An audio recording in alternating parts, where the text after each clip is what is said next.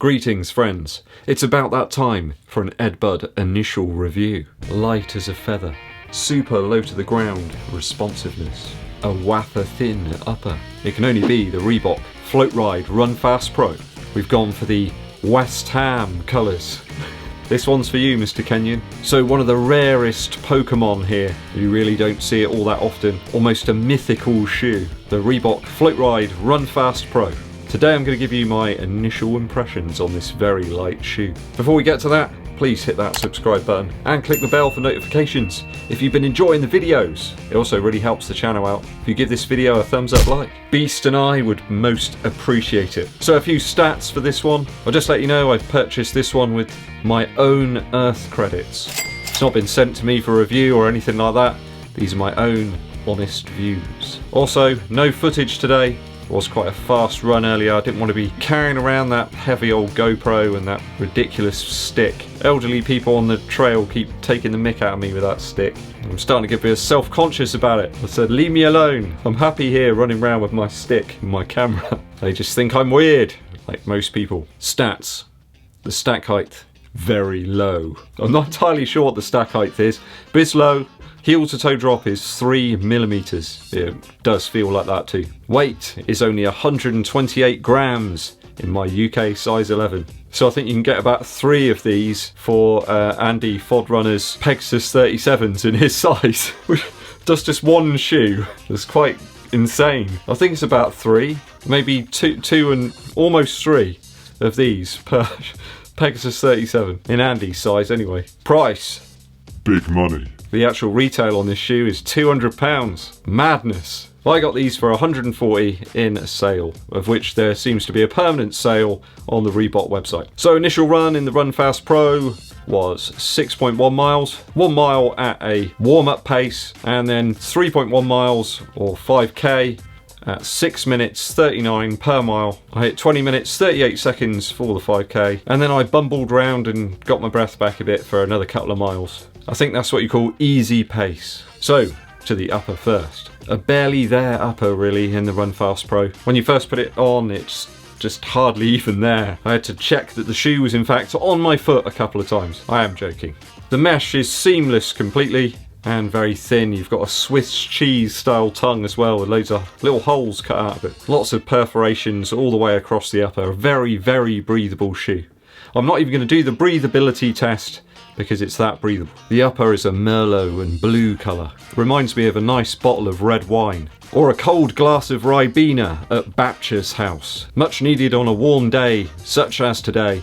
25 degrees centigrade, that's 77 Fahrenheit. I got a really great lockdown in this shoe without even trying really. I used the normal eyelets, didn't bother with any of this runner's knot business today. Though I would stress to you it's a little more snug in terms of fit than a typical Reebok. It was still okay, true to size for me. I wore a nice thin sock with this one and it was really nice. It did take a little while to adjust the tongue. It is sewn in on one side and the other side's free, so you've got to kind of stretch the tongue over the top of your foot. But once you got the gist of it, it was fine. It felt great on the fast-paced sections of today's run. I've got to be honest, it actually felt alright on the lower pace parts as well. It didn't feel weird or clunky or in any way uncomfortable. It's certainly not designed for those lower pace miles though. This is an out and out race shoe, a pace shoe. No rubbing anywhere, just felt really nice on foot. The heel's got a little more padding which stretches around to where you would tighten up the shoe, but there's no heel counter as such.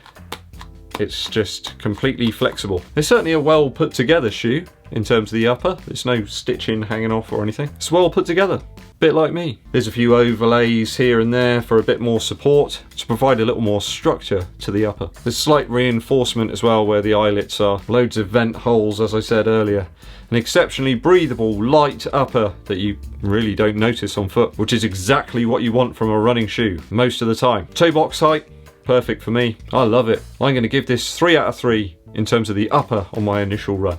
It really was lovely. Midsole now. My favourite portion of the review. There's a thin sliver of Floatride foam. Again, it's the barest of bare minimum that you can get away with. Only a 3mm drop here. I had some popping and cracking of that P-Bax based midsole as I started out on my run today. I kind of like hearing that sound actually. It's like a guitar neck when it needs playing in a little bit. before it settles down. It was way more cushioned actually than I expected. When I first got it out of the box, I thought, it's going to destroy me, this shoe. Can my ankles take it? And it was actually really comfortable. I did enter into that run today with a little trepidation, but it was unfounded.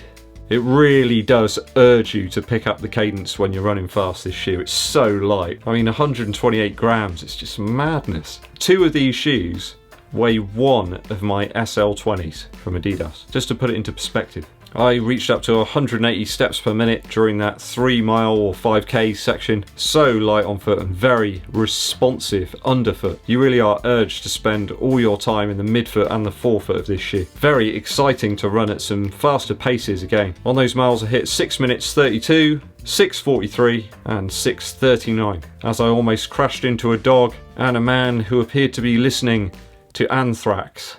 Finally, I managed to channel my anger, frustrations and anxieties that seem to have bottled up in me over the last few months into something that resembled a race pace. I just really find it hard, and I really struggle to get up to that sort of race adrenaline level. It really is difficult when you've just got some elderly people walking their dogs and somebody who's walking to work on their phone or something. You guys probably understand what I mean. It's just really hard to try and raise your performance level when there's no one else around. That aside, 20 minutes 38 seconds on a 5k without eating any breakfast or anything isn't too bad. It's certainly not Vaporfly Zoom X type cushion here, but a more concise and responsive type of underfoot feel. For those with a larger footprint or a heavier build, I think the shoe might have too little cushion for you. As somebody weighs about 74 kilograms or about 163 pounds, it's spot on for me, probably for the 5, 10k or half marathon distance. I don't think I'd want to go further than that though. I would argue that the midsole here is a little more cushioned underfoot than the Adidas Takumi Sen 6. I think maybe you could take the run fast up to the half marathon distance. I don't think I'd want to do that in the Takumi Sen 6. It's a little bit too firm a shoe, that one for me. I don't think this one will suit all. I wouldn't call it a narrow ride in this shoe. So for me, I think I'll give this a 2.8 for the midsole out of 3 on my initial review. It's more cushioned than it looks, that's all I'm going to say. We're talking outsole now. The outsole here has Reebok's Speed Track technology. So it appears that Speed Track technology is rubber bits that protrude.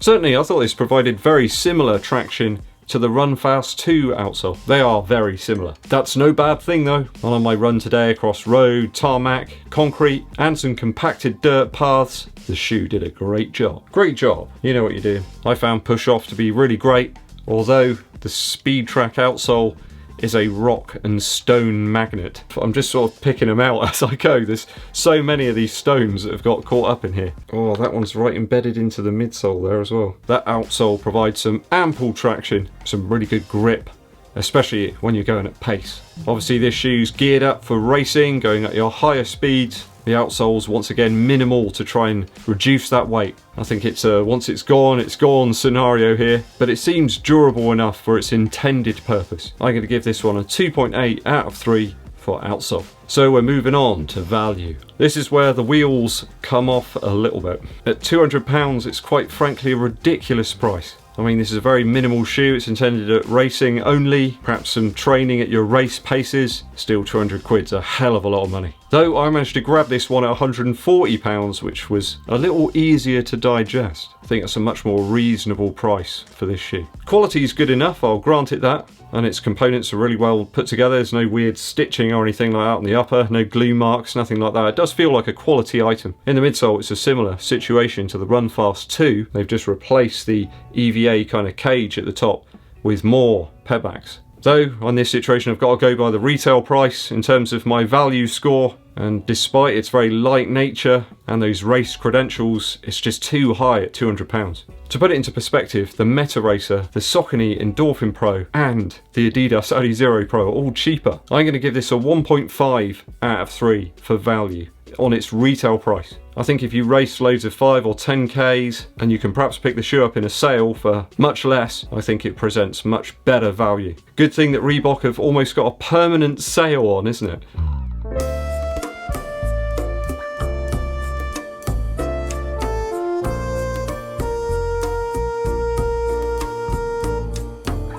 It's that high retail price letting it down here. A sale is where it's at for this shoe. Hope you've enjoyed the review today. If you've got any questions on this one, please post them down in the comments. A musical interlude. So I've been listening to the new album from Neil Young. I say a new album, it was actually recorded many years ago, back in the 70s, but Neil chose not to release it and chose some of the tracks to put into other albums. That aside, it's now come out. I particularly enjoy Love is a Rose and Homegrown. It's a slightly different version to the one I've heard in the past. Very acoustic sounding album, sounds very live, sounds very natural actually, which I think ties in a little bit with the front cover itself.